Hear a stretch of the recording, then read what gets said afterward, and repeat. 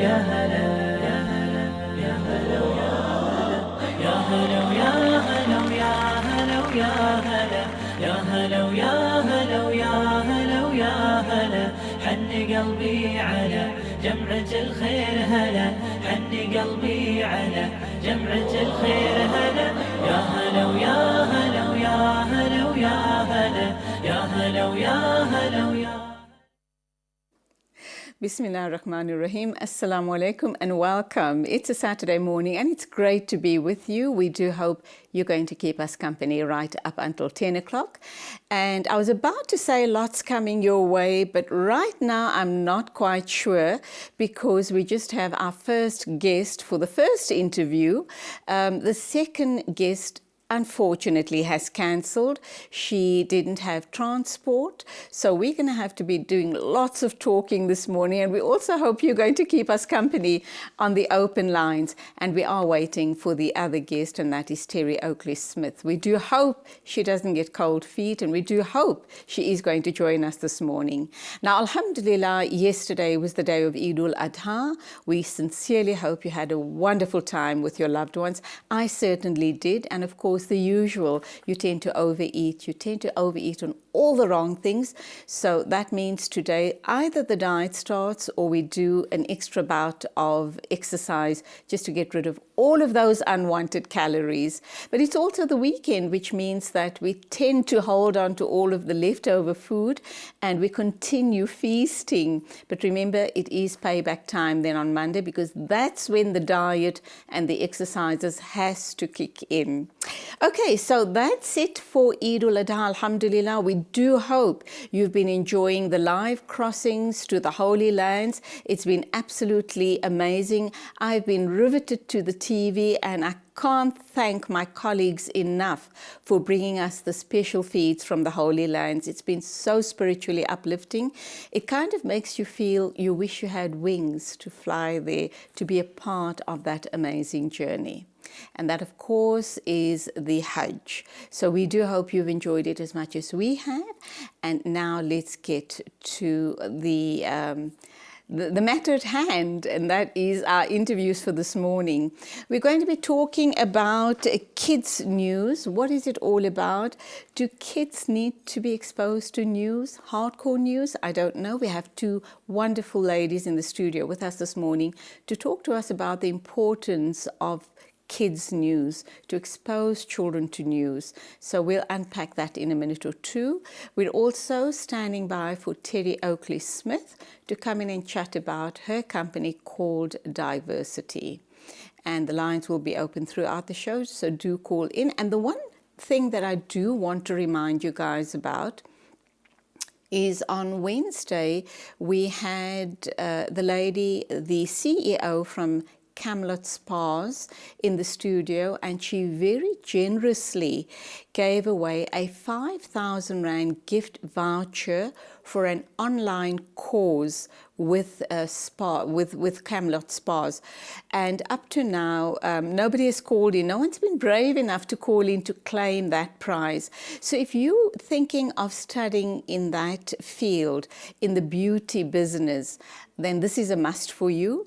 Call in, just give us a short motivation of why you believe you should qualify for the prize, and who knows, you might just be the lucky one.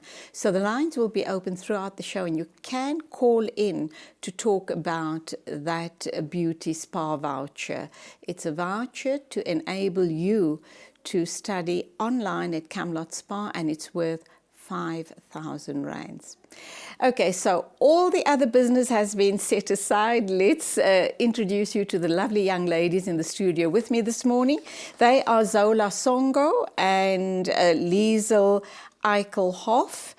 Zola is the program coordinator and Liesel is an editor. So let's understand what exactly is it that these two ladies are up to as far as kids' news is concerned. Morning, welcome to the program. Good morning, Julia. Thank you for having us.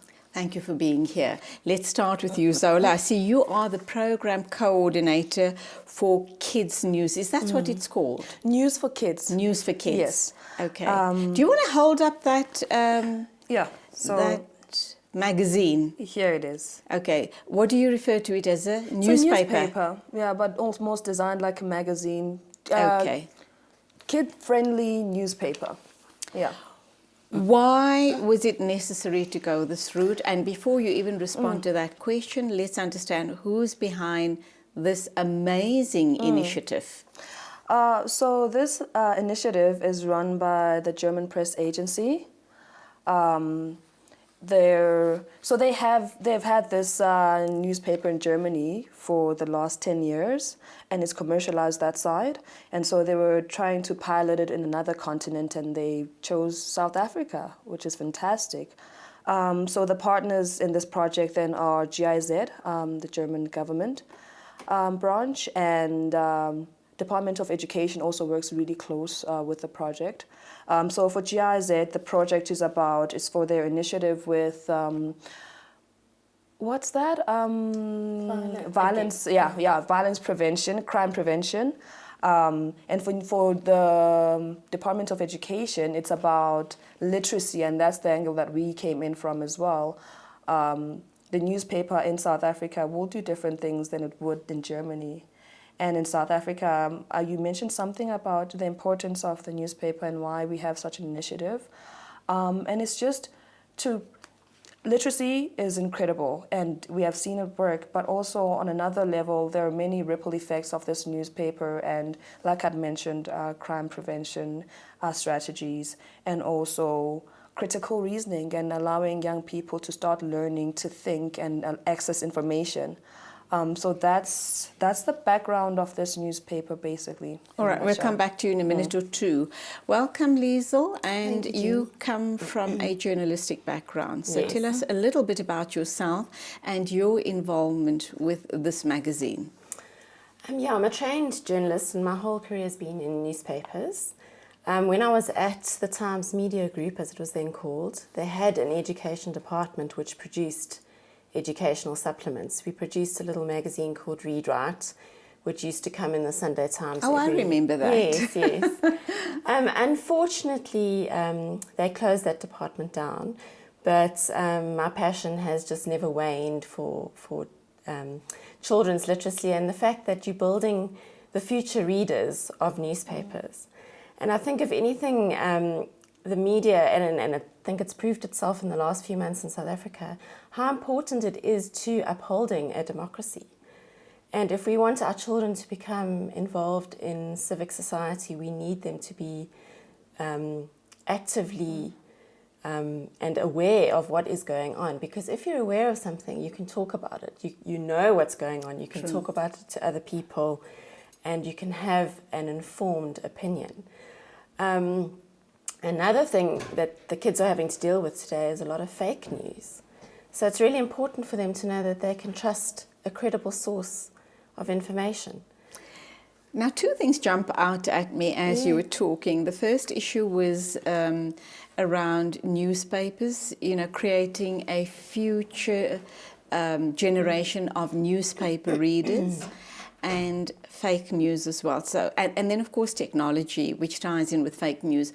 So when we look at the issue, the target being promoting a future generation of newspaper readers, I kind of been hearing mumblings and rumblings suggesting that newspaper readership is falling, and falling drastically, because newspapers are competing with so many other platforms that I often wonder, when I look at a broadsheet, I often wonder, am I going to be holding this in 5 or 10 years' time? Is it going to be around? Well, in all likelihood, no. However, in our South African school, look, this is digitally available. But the reality is, in South Africa, most of our schools do not have access to internet and computers. So that is why we chose to print the newspaper at the moment, we're only doing it for 20 schools in Soweto, but there are thousands of schools that could do with it. So yes, the reality is it might not be on paper. However, most newspaper houses are changing towards a digital format, but you need to know where you can trust the news to come from.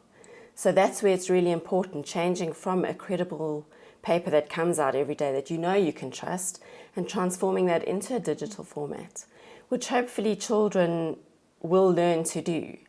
But they need to be given the news in the first place. I mean, most of our children in primary schools don't even have access to this kind of thing. What they are given is stuff that is prescribed in the curriculum. Very little is given to them outside of what is given to them at school. Won't you please hold that thought? Let's take a call. Assalamu alaikum. Welcome to our first call of the morning. Wa alaikum salam wa rahmatullahi wa barakatuh, Julie, and your guest as well. Yes, with regards to news that children need to know about, I think it is important that children need to know certain things, especially when it comes to danger. And they need to know who they should allow to approach them, and when people approach them, what they should do, and other things in life also, what can be harmful to them as well. And then also the good things in life that should be making them aware about. Then we get to the competition that Mr. Julie was talking about. Can I speak about it at this moment? Sorry, what about it? The competition. What about the competition? I want to enter it. Of course you may. Anybody and everybody is eligible. So what's on your mind? What do you think about the competition? Why do you believe you should qualify? I thought I first of all give the beauty part of things. It's how we are with people, and like with regards to making them beautiful as well, more beautiful than what they are. Every person in life is beautiful. We can't say people are ugly. Just by saying someone is ugly, it's ugly in itself. Absolutely. Absolutely. So, also preventative measures of harm that can come to people, preventing such things from happening. Alhamdulillah, that's what I try and do, and I inform many of my contacts to what to do about such things. Well, thank you. That's motivation enough. Let's hear what other viewers have to say and what they come up with as far as motivation is, as far as motivating for the prize. It's a 5,000 Rand giveaway courtesy Camelot Spas, and it is an online beauty therapy training program. So thank you for participating, Amina, and let's see if we have any other callers that are going to come up against you. And thank you indeed for your thoughts. Assalamu alaikum to you. Okay, we were talking children, we were talking exposing children to genuine news. We do know even we as adults are exposed to fake news, and it's very, very worrisome. As a journalist, what do you believe should be done? How do we protect ourselves and our children against exposure to fake news? How do you decipher? This is the frightening thing, is sometimes you're not even sure what is fake and what is real. Mm. I think the most important thing is we need to teach our children how to question. Not just to accept everything that you are given. And that's why we try a lot with what we do. When we give a story, we'll often say to the kids, and we deal with teachers as well, which is what Zola does, is to read a story and then, what do you think about the story? Because we give them a story, but everyone has their own opinion or own reaction towards. And there's no right or wrong. No. Mm-hmm. We are not there to tell anyone what to think. We are just there to give the facts. And I think your caller also brought an important aspect to it, is that we try to teach kids that diversity is good, and that there are lots of different opinions and different people and different cultures, and we need to learn about them all. And I mean, one of the interesting things is that there's a lot of international news in the paper, and a lot of the kids have responded really well. They're so interested in countries outside of South Africa. So we're exposing them to a lot of things that they might not have known about before. Mm-hmm. So that's also exciting. But the most important thing is to get them to question and to think critically, which is a problem generally with education. Zola, you come from an education background. You were or are a teacher. No, actually. I am in the therapy industry and I'm studying to be a drama therapist at the moment. Yeah. So how do you get involved in something like this? I just assumed you come from an education background. I mean, that's a fair assumption. I mean, we all come from education background because we have been educated at some stage, right? Now, what I meant is a teaching background. I know, I obviously. understand. But we've all been through like the system of education at some point. And as part of my training, so we do a lot of facilitation work and a lot of finding alternative means of teaching and finding, so like I said, I'm studying to be a drama therapist, and so a lot of the methodology is finding ways of accessing the conscious and the subconscious and how to access inner true potential, and that's what this newspaper is trying to do, right? We're saying there's a way that has been taught, and we're saying there's material that has been used for a very long time, but how can we come with this new material and find new ways of accessing real people. And so the aim with the teacher trainings especially is that I don't come to teach teachers how to teach. It's more of a matter of accessing what teachers already know and allowing them to brainstorm and share ideas around how they would teach a particular story, how they would look for the verbs and the nouns, and how they would make it an engaging process for the children rather than a boring, just another task for school. And how they could actually just bring the news to life and let the children imagine and create. As Liesel was saying, it's about critical reasoning. It's about being able to decipher what you think is right and wrong, but also being allowed to reimagine and imagine a different way of being and imagining a different context in which these stories would exist or wouldn't exist, and how do we interact with the stories more than just read them. And sadly, that was not the mode of teaching when I was at school. You know, it was just right and wrong, and it's what teachers said.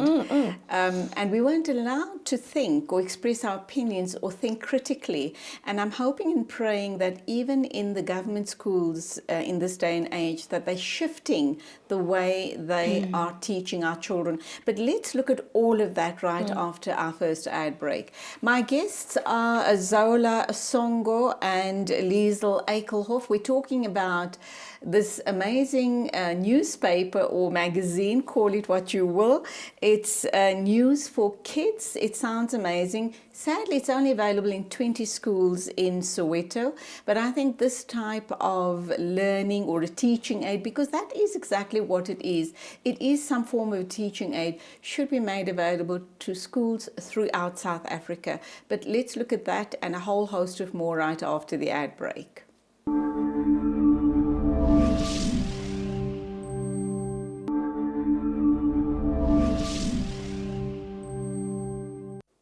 Welcome back. Just a reminder that the next interview in about another 20 minutes time is with Terry Oakley-Smith. She is from a company called Diversity. So with her, we're going to be looking at issues around change management. Not to say that we're not discussing change management as far as children and the teaching is concerned.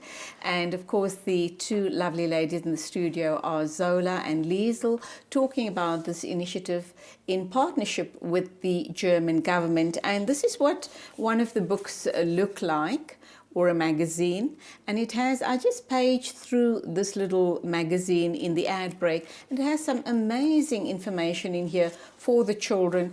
And the girls are right in saying that if the kids are taught and given these magazines, even if they're allowed to take it home and to discuss these issues with their parents, they'll have so much more to take back to school the next day and to share different ideas and how they read the story or what they got out of a particular article, because we're all different. And I think the school system should allow for those differences to create more critical thinking and critical change around us. Zola, you as a drama therapist, I'm so fascinated by this whole concept of drama therapy. It's the first time I've heard of it, by the way. Tell us a little more and how this can make an impact on our children and their learning. Okay, so drama therapy is a form of psychotherapy. So I'm a master's in training. I have clients that I see in placement sites. Yeah, it's real. Wow. It's really real. And so drama therapy doesn't make a lot of sense until you actually live drama therapy.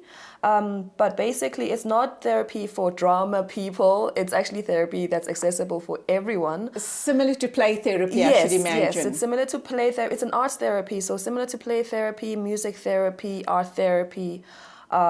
Just the processes are different, and there are founding fathers of drama therapy. Jacob Moreno, who's a father of psychotherapy, psychodrama, founded some of the core foundations of this methodology, and it's about accessing unconscious material, because we all walk around with a lot of unconscious material and a lot of stuff, you know, and sometimes you're stressed and you're tired and you're wondering why you're so tired, because you haven't done anything physical, but it's like all just in your body, it's all layered. And so understanding how your body and your brain works and the patterns in which you've been doing things, and tying this back to the idea of teaching and learning. Of course, they're not teaching using drama therapy, because that's a methodology that you need to learn rigorously. However, there are processes and mindfulness processes that you can use and learn, and techniques that you can use as a teacher to read the room, where the children are, how they're feeling, and are they following, and finding ways of realizing that the children are tired and maybe they should stand up and shake out a little, you know, just... Yeah, I think these days when you look at this creature called a teacher, really... It's really a tall order to fill those shoes, because it's not teachers that we've known in the old days. That doesn't work. We need more than just going for a teacher's course, you know, getting a degree in B.Ed or whatever it is.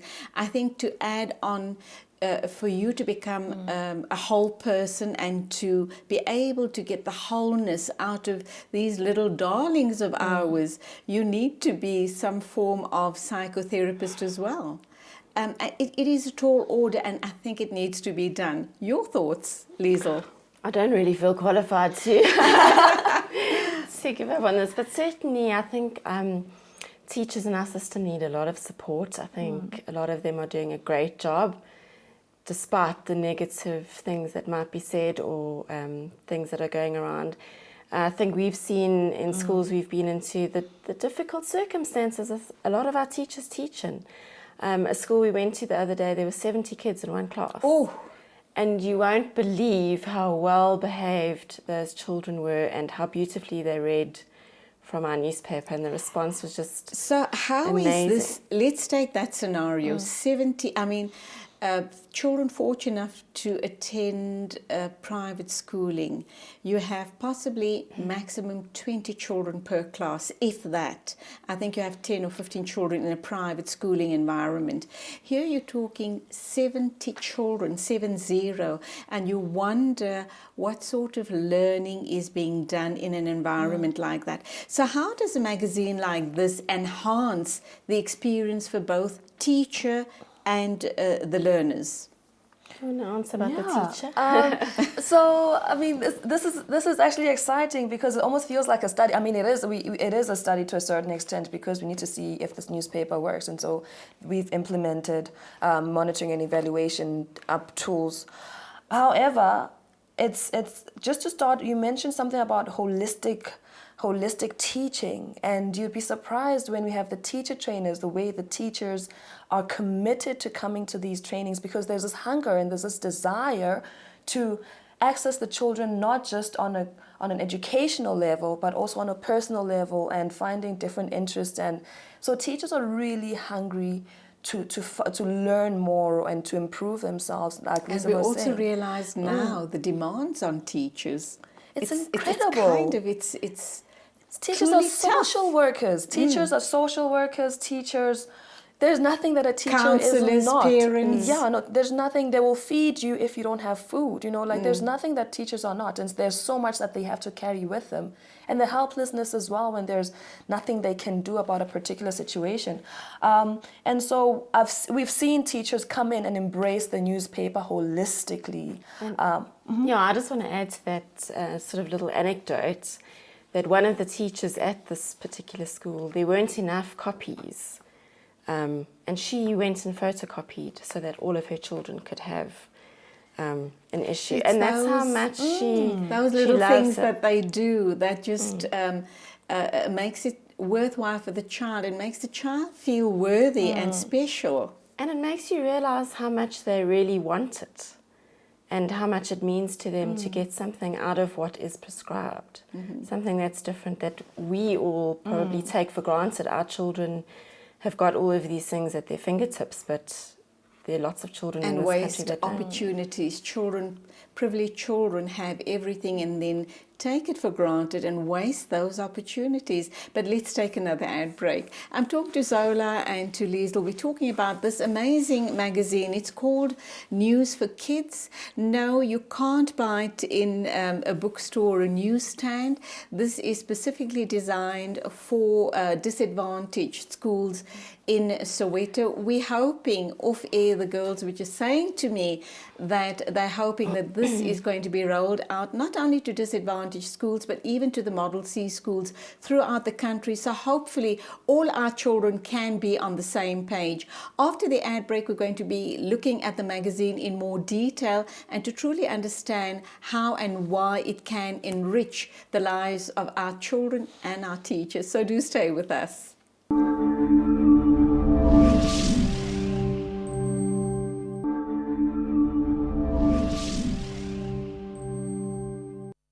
We still have the two young ladies in studio with us, and that is Zola Songo and Liesl Ekelhoff. They're talking about this amazing magazine, News for Kids. Ladies, would you like to show that up to the camera over here? Because there are three different magazines that we're sitting with this morning. Let's have a look at your one. Okay. How often do these come out? Once every 2 weeks. Once every 2 weeks. So from October last year up to now, we've had a whole, how many magazines have we? I think we're on issue 14.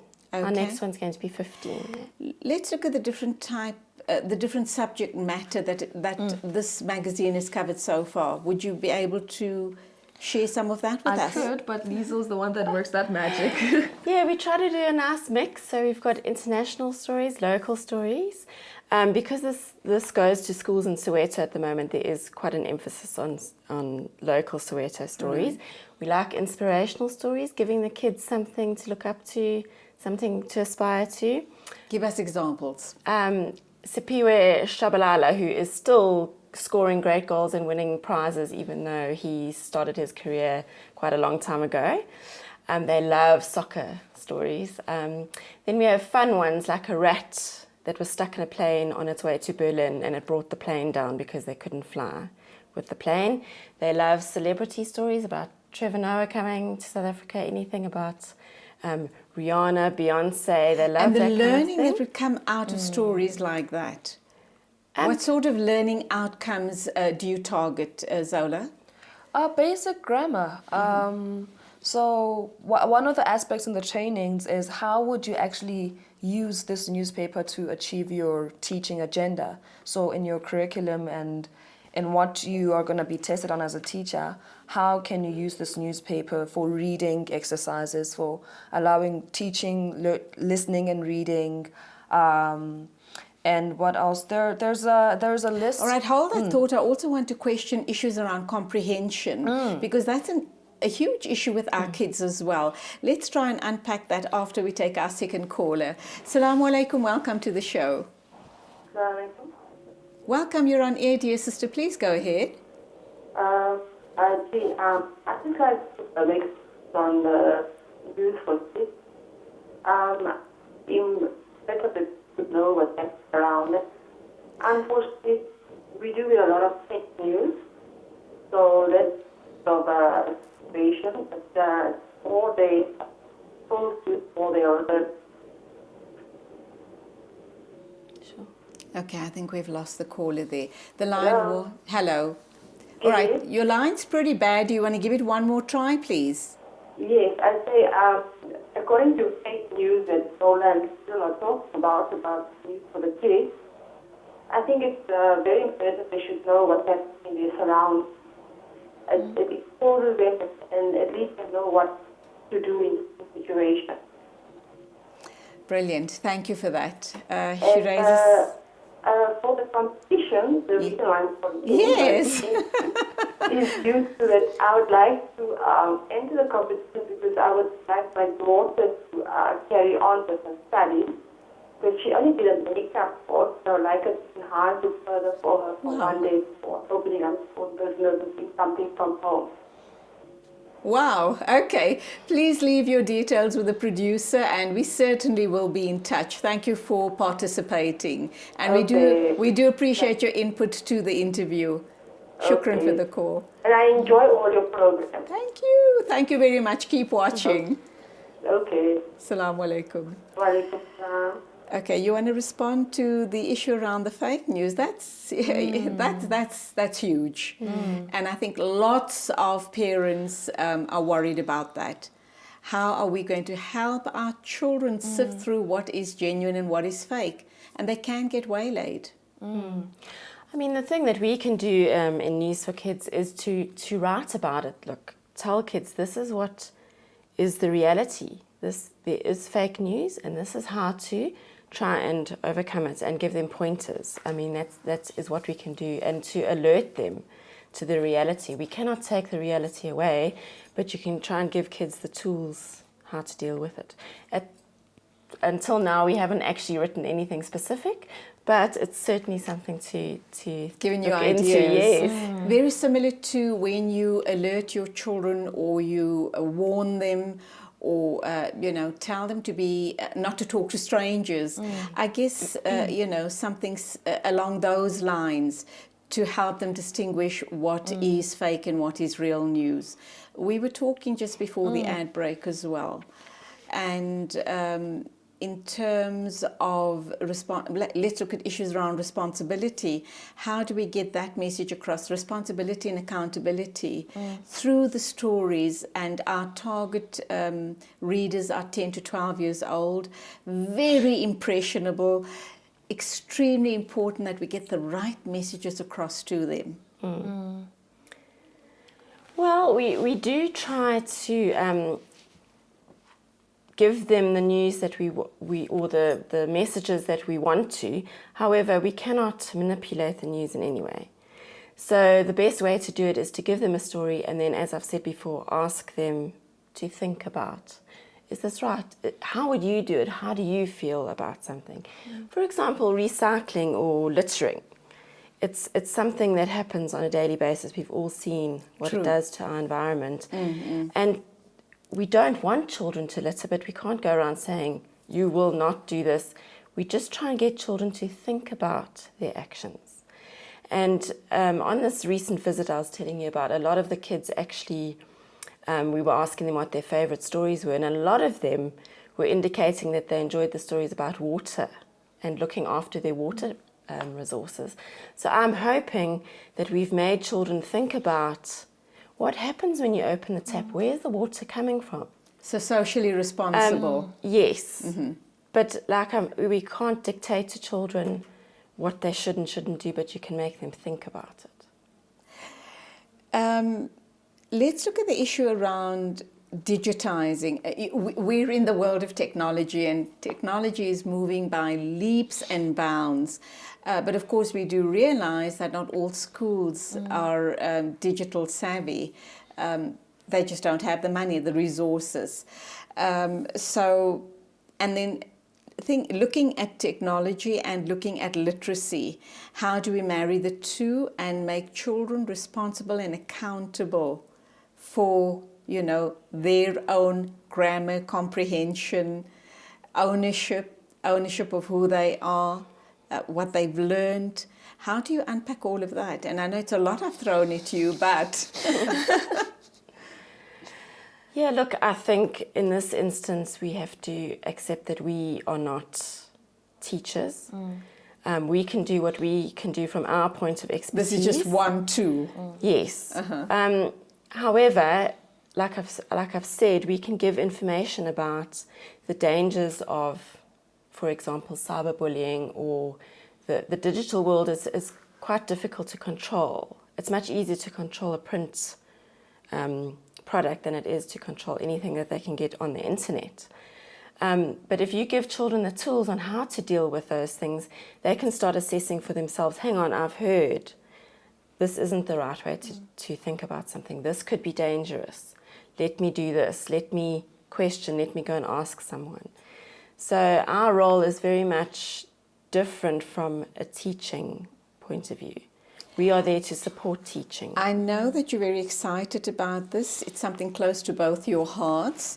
This has been introduced in October last year.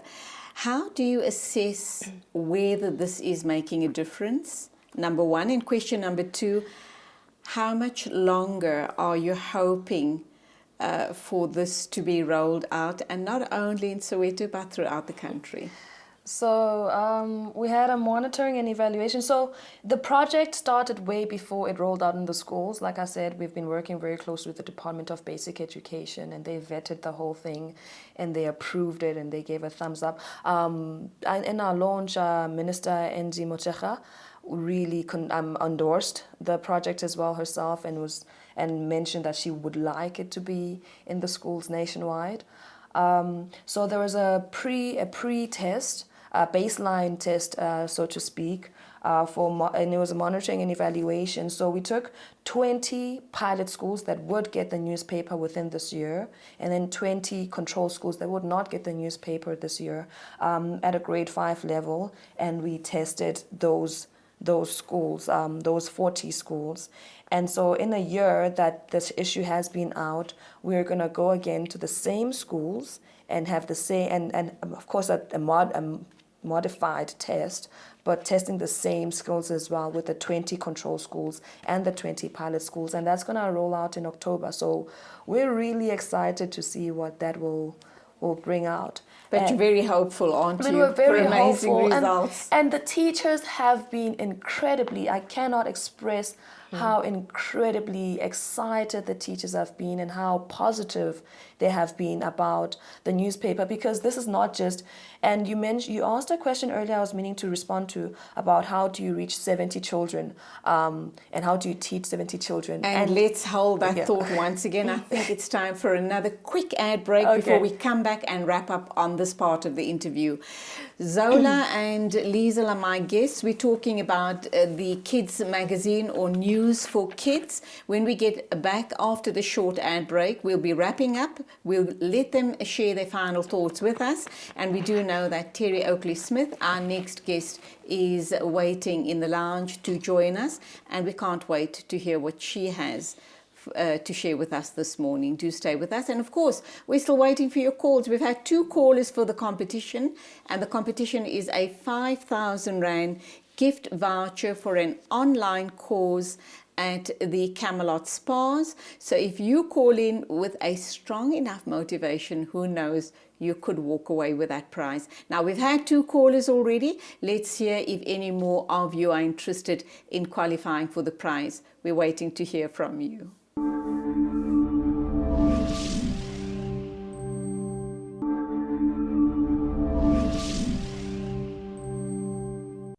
And welcome back. We're still talking to Zola and Liesel, and their faces lit up whilst we were watching that clip about this amazing news for kids. And let's hope and pray that this is going to be rolled out at schools throughout the country. Is that a possibility, Liesel? If we can secure the funding, yes. The Department of Education has been so fantastic with supporting us getting into the schools, and they would love to see it rolled out, but unfortunately someone has to fund it, and we're looking in earnest for someone to help us. So if anyone can help us do that, we would love to hear from you. Okay, so for people watching us this morning who have big hearts and very deep pockets and would like to make a difference, whom should they contact? You could please email us at kids@dpa.com. Okay, there you go. You've got to respond, Zola, to a question just before the ad break. Would you like to respond to it, please? Yes, you had asked way earlier about how do you teach 70 children in one classroom, and you don't. It's almost physically impossible to do it effectively. And so that's one of the things about News for Kids, is that we found that children are not told to bring it out and read. Children actually just pick it up in their spare time. We've heard reports of during breaks, children are sitting in classrooms and just reading the newspaper. And that's how you need to get a buy-in from children and a sense of purpose. And something that helps with the buy-in and the purpose is something that's exciting and excitable and something that's relatable. If they self-teach to a certain extent, after the teachers have done all they can. And that's what I just wanted to respond to, really. Also, in terms of, let's go back to assessments. How, it's fine to say we assess them. What are you assessing them on? What sort of outcomes are you looking for? And how will you know that this has, in fact, made a difference? Yeah, well, it looks like a comprehension test. So we give them a piece from the paper, and then we test on sort of understanding and the comprehension of the story. But we're also looking to see whether they recognise things that we've taught them throughout the series of papers that they've had over the year. So do they understand the concept of what is an endangered animal, for example? What is recycling? What is pollution? Have there been behavioural changes? Have they been reading more? Have they been telling their parents more things? But obviously it's done in a way that it's not trying, there's no right or wrong answer. It's just trying to see whether there has been a change since they've had the newspaper. And obviously the control schools will tell us a different story. So it's going to be very interesting to see what the results of those tests are. We're looking forward to it. Where to from here? It has been successfully introduced to 20 schools in Soweto. Liesl, you've indicated there's an issue around funding. We're hoping that people will come to your aid and continue funding so that this can be rolled out as far and as widely as we possibly can. And if that is then the reality, what's the next step as far as this project is concerned? So the issue, as I think Liesl had mentioned at some stage, is that our schools are not well resourced. And had our schools been well resourced, it would be an easier conversation we were having about digital platforms and how to just disseminate this information digitally. But now, with the schools that are already behind, and leaving them further behind is not an option at this stage. So we would like to reach schools far and deep in corners of South Africa that are really difficult to access logistically. And so that's why we need, the money to be able to print and give them something to hold on to, like a piece of hope to a certain extent, if you want to call it that. And if you want to look at the bigger picture, it's actually for South Africa, developing as a nation. We need an informed electorate. We need everything for our future. And it's been proven that if you invest when they're young, it's less costly than investing in children when they're older and trying to fix mistakes. Let's get to the kids now and try and build a nation that thinks, that is able to reason, that is able to tell right from wrong. Well, it is said that a third of the South African population are school-going children between the ages of 10 and 15. And if we don't do our bit to make them literate, to make them think, to make them critical thinkers, we are going to be in deep, deep trouble. I think if you just take a moment to try and think how it would affect you and your family personally. True. If people just do that. We have reached a wrap-up time. Closing thoughts from you, Zola. In the context of a democracy, I think we are all responsible for what happens with this country, and we need to make informed decisions. And learning from a young age how to critically decide and assess information is an essential aspect of a democracy. And if we're hoping that South Africa will make it past these hurdles that we're experiencing at the moment, then it's time we invest in our children. Liesl? Yeah, and I think it's up to all of us, especially us privileged people, to think about others less fortunate. And that's my thought. Well, thank you for your time, passion and investment in News for Kids. I have no doubt that it's going to turn around many a life. Thank you so very much for being with me on the show this morning. Thank you for having us. Two lovely ladies, Zola Songo and Liesl Akelhoff, talking about something that they are truly passionate about. And it's not only about these two ladies and the 20 schools in Soweto. It's up to you and I as well to get involved and make a difference for the future of South Africa by simply becoming involved with News for Kids and much, much more. Let's take an ad break. We'll be back with you in a short while.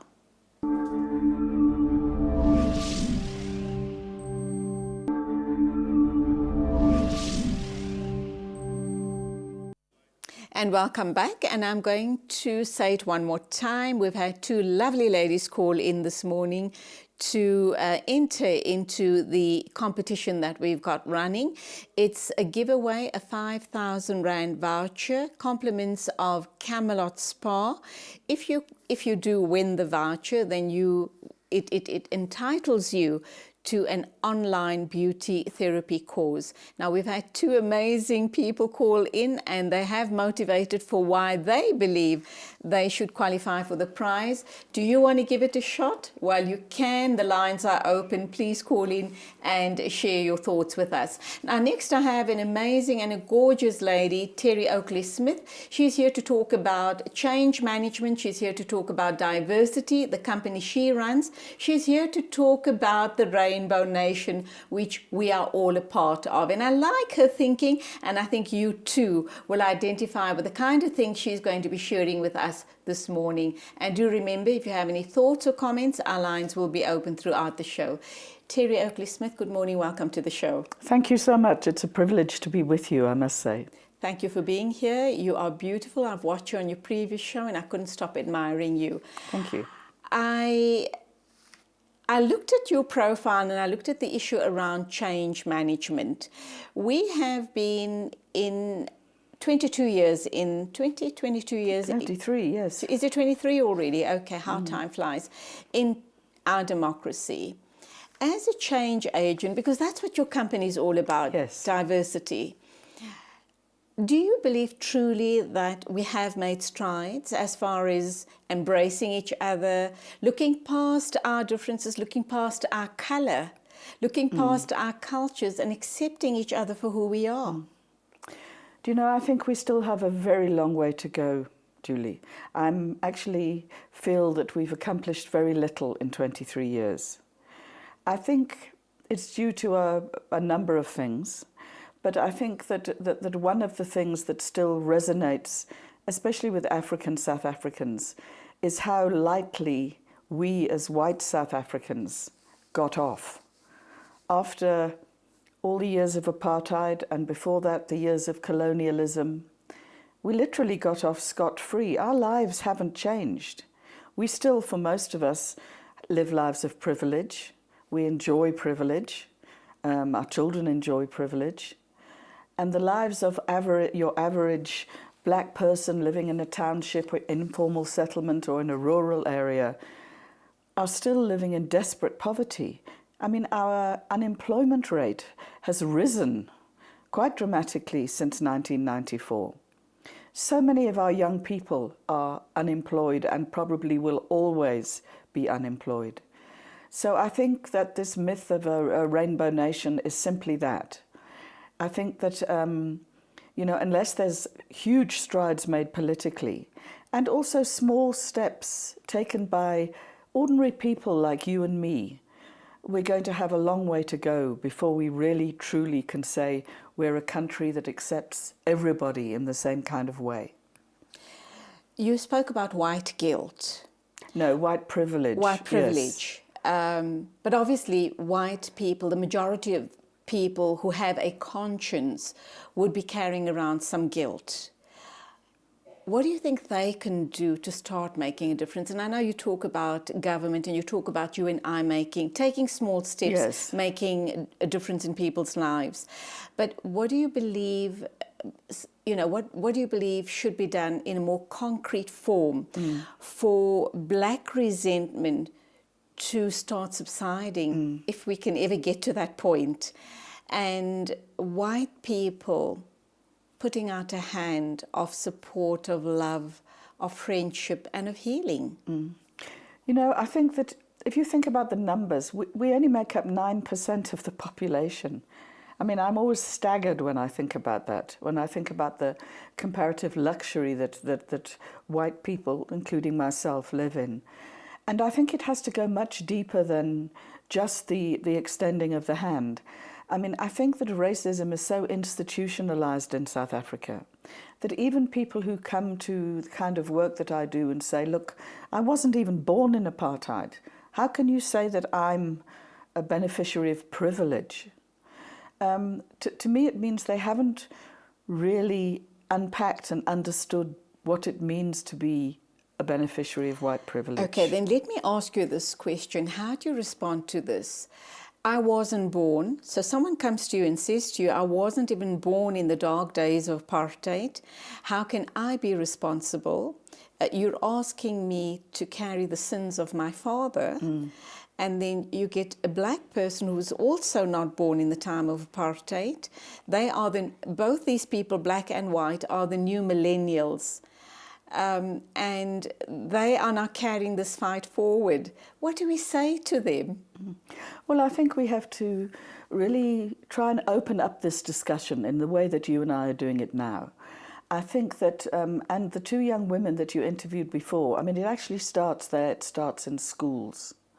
I was talking to some German tourists the other day, and I said to them, how did you manage to get over the horrors of Nazism?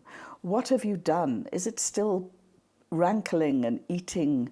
And they said, in school, we actually got to the stage where we got sick of it, because every single lesson, whether it was biology, maths, language or whatever, we were reminded of the horrors of the Holocaust, of Nazism, etc.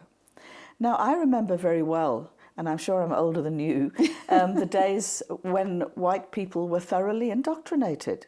We had Felt School. We went off to Felt School as whites, and we were taught about Swart Gevaar, the terrible things that black people did or could do, the dangers of communism. And there was a real effort to fully make sure that we were well indoctrinated. Now, it occurs to me that since 1994, we haven't put nearly that much, we haven't put resources into changing people's attitudes in the same kind of way.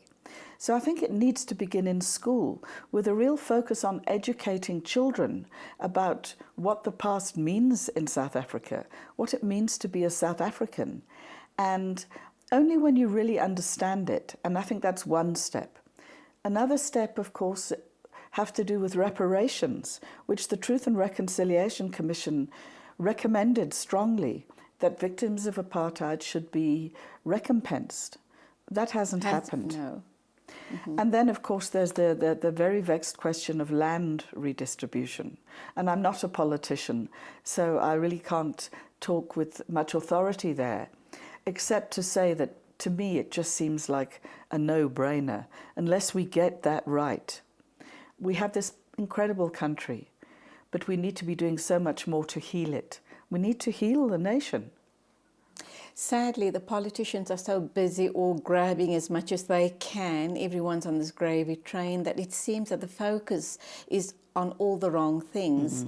And if we don't get the country or the thinking and get leadership start thinking in the right direction, then we are truly doomed. But let's just change the direction of the discussion slightly, and let's talk about diversity, which is your company.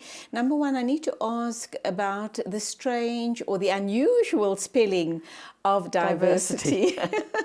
How did that all come about, and how are you touching lives as far as your work, change management, is concerned?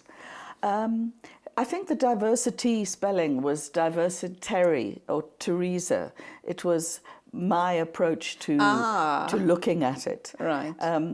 With hindsight, I think it's been a difficult thing because people find it difficult to remember. Is it a dash? Is it a dot? But anyway, I think that my own interest in it started at a very young age. I'm actually an identical twin, or my sister's passed away.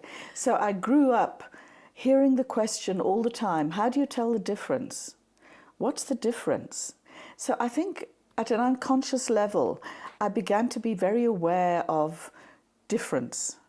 And then my father was a diplomat. We lived all over the world, so I was exposed to a lot of different languages, cultures, religions, as you know. And I found all of that very enriching. And then I taught at Wits University. I'm a psychologist by training. I taught there for 12 years. But the most profound years for me were the last 2, where I ran Wits University's first mixed race and mixed gender residence. And we had about 50-50 black, including Indian and coloured students, and white. And it was so clear to me, Julie, that they just didn't know anything about each other. The whites all assumed the blacks were all terrorists. The blacks all assumed the whites were all Boer. And there was no way, there was no such thing as diversity training. So I began working with these students to try and do things with them together, to help them to talk to each other, to dialogue with each other, to begin to understand each other as human beings and not as Muslims or blacks or whatever they saw each other as. And I realized that I had a passion for this. So I then left the university and established my company about 20 years ago now. Wow. And like all small companies, it's had its ups, it's had its downs. Initially, there was a great response because we were living in that era where we felt we had a rainbow nation. And people really wanted to find out more about each other. But then there was a sense that, oh, well, we know this stuff. You know, this is not going to make a difference. And it became difficult. Now I think the kind of work is left to 2 or 3 companies who are well experienced, who know what they're doing. And I think it's recognizing that diversity is about more than race and gender, although they will always remain important. Right, hold that thought. I'd like to explore that after the ad break. Right. I'm talking to Terry Oakley-Smith. We're talking diversity management. Does it still have a place in this day and age? What do you understand by the term diversity management? How are you managing your relationships, the very diverse ones, you know, the black and white? And what about those interracial families? And we have a lot of those in the community as well. How do you look past colour, possibly even religion, and how do you live happily ever after?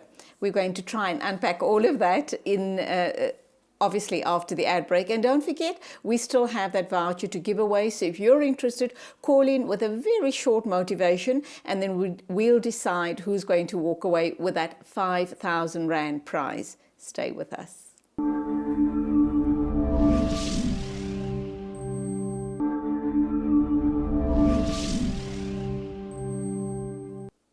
We're talking to Terry Oakley-Smith.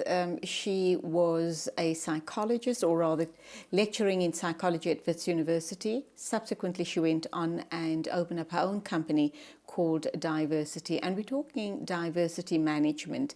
How do we navigate our lives around this multiracial society that we're living in? We say that we've changed. We're 23 years into democracy, but we're all still living in our own little worlds, be it black, blue, red, or whatever our worlds are. And I just wonder how many of us venture out, break down those barriers, and are able to accept other people of other colours, races, and creeds as equals. Terry, your thoughts on that? Yes, absolutely. And I think you've touched on some of the key ones, the issues around race and gender. But I mean, religion is also a barrier. I mean, in my work, the amount of Islamophobia that I come across, people's stereotypes of people who are Islamic, just really reveal their ignorance. How do you then respond when those issues are raised, whether it's about blacks or whites or one race or religion being superior to another? What do you, how do you get the person to start thinking differently about the thoughts or the stereotypes that they have in their own minds about it? You know, for all of us, change is very difficult. Human beings resist and resent change. But I think that I work always with another person, be that person black or Muslim, but so there are always two of us. And we always try and throw these things to the group that we're working with.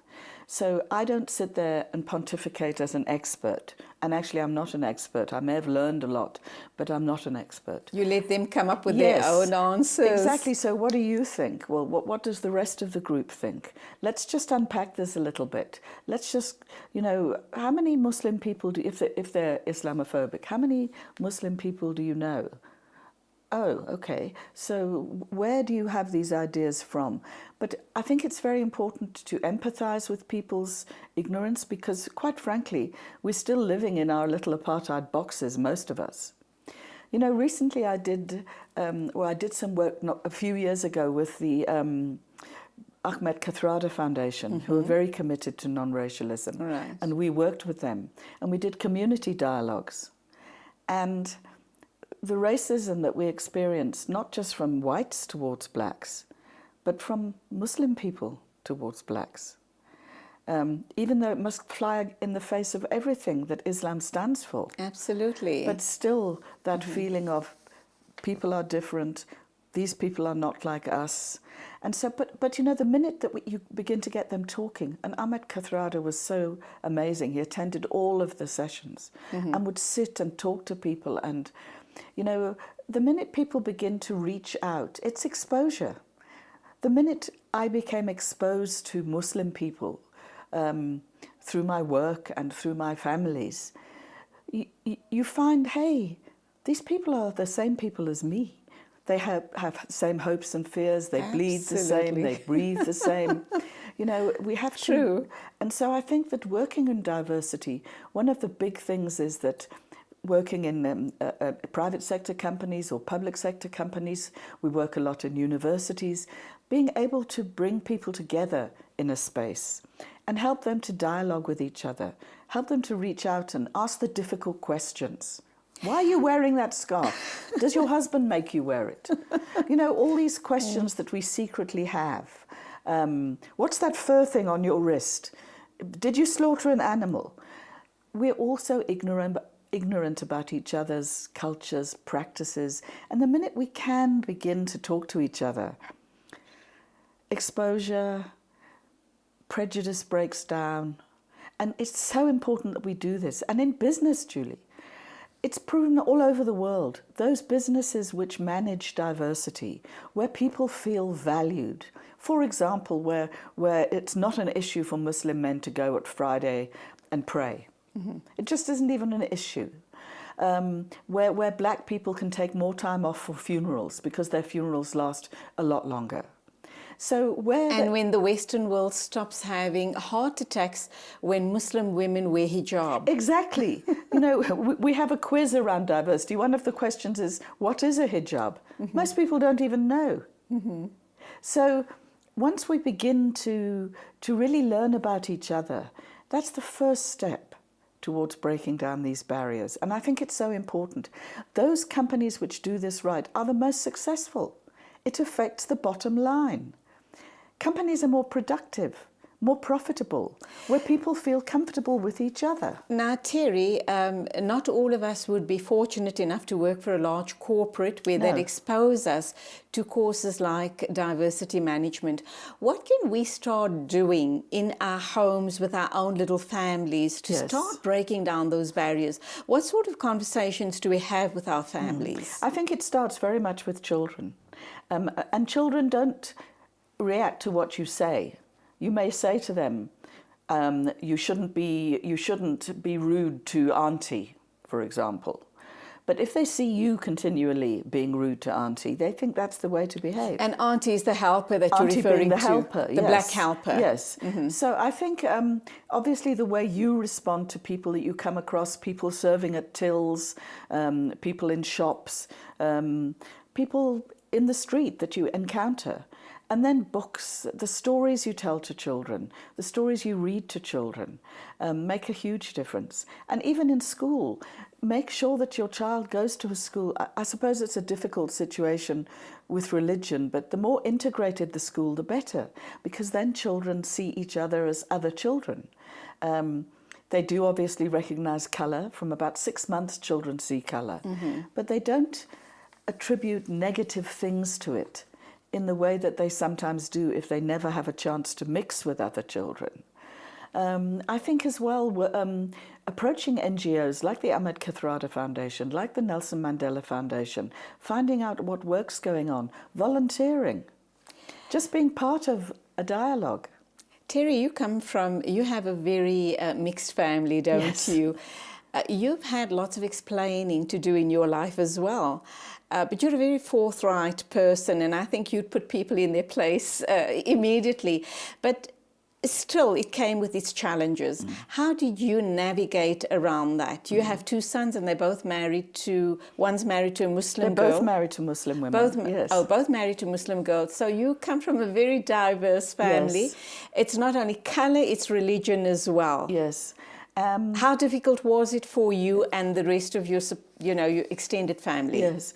I think initially when I started my relationship with the man who was to become the father of my child, though we didn't marry, it was very difficult, I think, for both of our families. People always assume it'll be hard for white families. Oh, what's she done, But Skander. in fact, Skander, exactly. But it was equally hard then for his family because it was during apartheid, at the end of apartheid, and, sleeping with the enemy. Right. How, and this man was an activist. So I think, though, my second son, always identified as black, even though he was brought up from the age of 5 by a single mother. He still had a lot of connection and time with his father. And he's identified very much as a Xhosa man. My firstborn son, for some strange reason, from about the age of 5, always identified with Islam, even though I'm Catholic and brought both my sons up to be Catholic.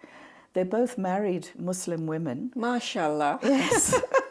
And are very, very happy, as much more identified with that faith, sadly to me, than they were with Catholicism. I don't know why, but somehow Islam speaks to them in a way that Catholicism did not speak to them, even though I have a brother who's a Catholic priest. Oh, dear. So when my first son converted, that was a bit of a shock in the family.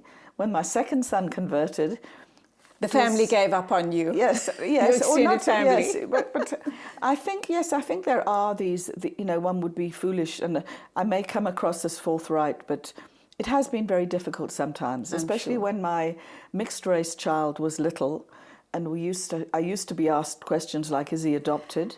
I used to be asked... Unfortunately, I have to end it there. But okay. as I spoke to you, I did say that we're going to be running a series of interracial racial marriages on the show. And I'm hoping that you and your family will come onto the show to talk about the challenges. But it's been lovely having you on the show. Thank you so much for your time. I've thoroughly enjoyed it, and I'm so grateful to you for inviting me. My pleasure entirely. And that's where we leave it for this morning. Thank you for participating, and I'll see you again on Wednesday morning at the same time. Till then, please take it easy on the roads, and as always, Khuda Hafiz from me, Julie Alli. Ya hala, ya hala, ya hala, ya hala, ya hala, ya hala, ya hala, ya hala, ya hala, ya hala, ya hala, ya hala, ya hala, حن قلبي على جمعة الخير هلا، حن قلبي على جمعة الخير هلا، يا هلا ويا هلا ويا هلا ويا هلا، يا هلا ويا هلا ويا هلا ويا هلا، يا هلا ويا هلا ويا هلا.